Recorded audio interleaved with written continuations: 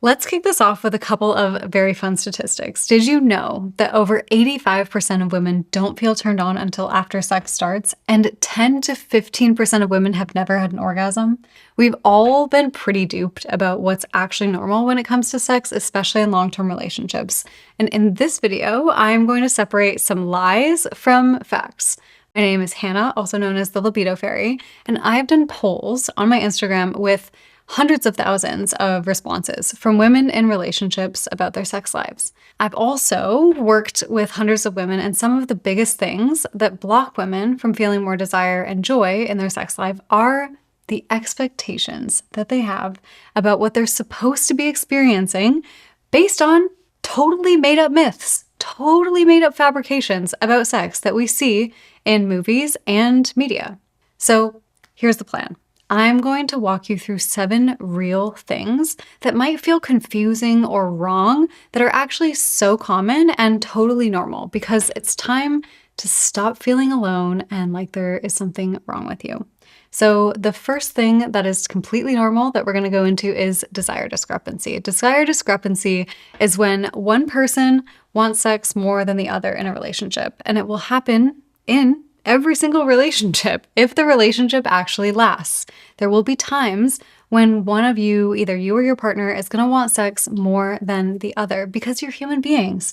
Desire naturally fluctuates based on life circumstances, the relationship, preferences, stress, fatigue, grief, mental health. There is so much variability in life, and it's so unrealistic to imagine that you and your partner are just always going to want the same amount of sex consistently. Now, if there's an imbalance for a very long period of time, I'm talking more than a couple months, then it's worth starting a conversation about how to manage the discrepancy or how to really support one another in getting your needs met. But a couple of weeks of not being on the same page is not going to hurt your relationship. Okay, number 2, it is so normal to not think about sex randomly throughout the day. You might not feel in the mood or even want sex until it starts. This is called responsive desire, and 85% of women experience it. It literally means that you just don't have spontaneous urges for sex out of nowhere. And instead, the desire for sex builds with the right conditions that often include things like emotional closeness or affection, pleasurable stimulation, or like a conducive erotic environment. This is completely healthy. It's so normal. And if you want to stoke your responsive desire, all you really need to do is know the things that turn you on and the conditions that you need, and do those things consistently. If you need some help figuring out what that is, you can actually just take my free turn on type quiz. I link that in the description box below. Okay, number 3, it is so normal for sex to not feel the same as it did at the beginning of your relationship as you go through the relationship. The thrill of that like newness fades. It's actually a good thing because the sex that happens at the beginning of a relationship is fueled by chemicals that alter your ability to make decisions and think clearly. It's based in danger and uncertainty rather than actually being grounded in depth and connection and safety.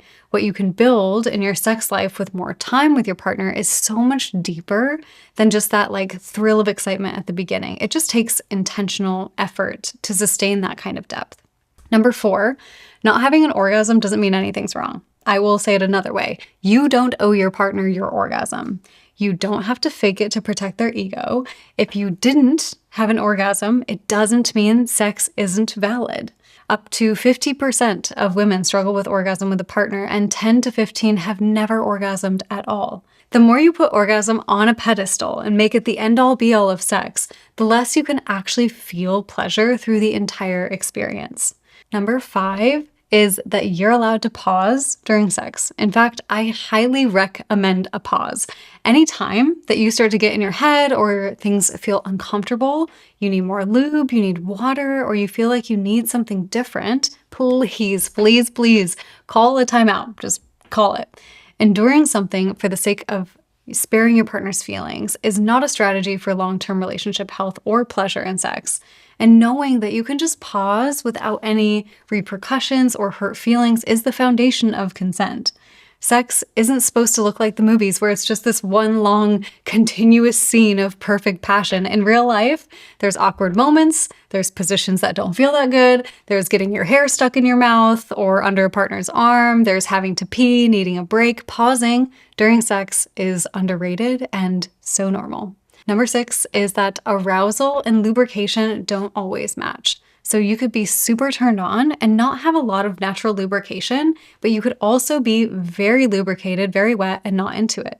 This is actually called arousal non-concordance, and it's very common. This is why it's really important not to use wetness as the only marker of desire and turn on. Use communication, consent, and internal cues about how you feel instead. If you want more lubrication, please use lube. Honestly, everyone should just use more lube because penises are porous, toys are porous, and they absorb almost all naturally produced lubrication in like 2 to 3 minutes of penetration.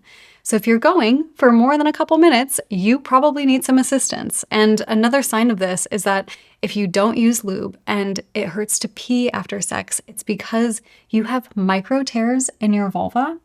And those micro tears are cozy homes for bacteria, and they also end up creating scar tissue over time. So yeah, please use more lube. Okay, number 7, not liking penetration that much is actually so normal. So only 18% of women orgasm from penetration alone. On the whole, penetration is most stimulating for people who have penises because their most pleasurable tissue is being stimulated the entire time. For people who have vulvas, it's kind of hit or miss because their most pleasurable tissue will sometimes be stimulated by penetration. Most women need additional external stimulation with nipple play or additional clitoral pressure or touch or a toy to truly enjoy penetration. And feeling more enjoyment from other sexual acts that stimulate that tissue more directly is so normal as well. All you need to do is just be really honest with your partner and vocal about what you need to be able to feel more pleasure. So I really want to encourage you to share this video with your partner or a friend who might need to hear these tips because so many of us feel shame when it comes to sex. And if you want to feel more confident in the bedroom, check out this video next where I break down how to build authentic confidence in sex.